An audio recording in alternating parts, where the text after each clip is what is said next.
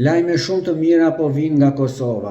Në Davos krenar të gjithë shqiptarët tek shikojnë. Pikërisht, hyneshën tonë, Vjosa Osmanin me Donald Trumpin. Albin Kurtin në panelet dhe i vlerësuar maksimalisht duke bërë kontrata me biznesmenët për fuqizuar edhe më shumë. Pikërisht, Dardanin, e cila ka marrë komadën e liderit të shtetit am shqiptar.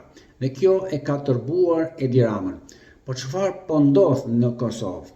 Pikërisht, po rinumurohen votat pasi Albin Kurti tregoi se është një lider popullor.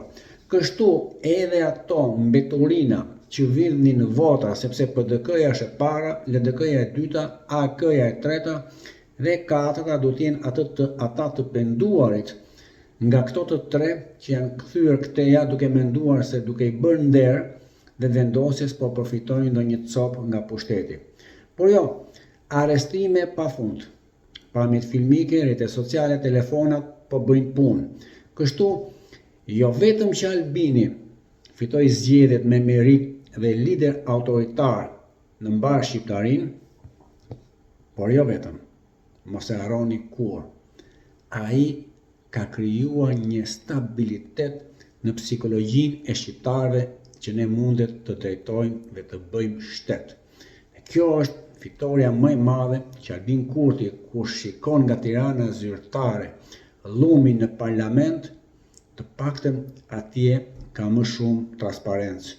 Dhe mos harroni, asnjë protestë opozita atje nuk ka bërë dhe nuk kemi akuza për vjedhje korrupsion.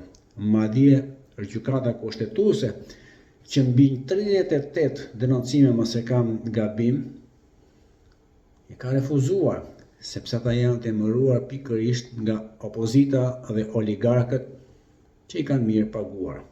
Ne të presim se si do të rrugulliset Orteku nga Prishtina dhe mbase ndihmon edhe Tiranën që përmbytet fatkeqësisht edhe dritat në spital priten. Ne të presim.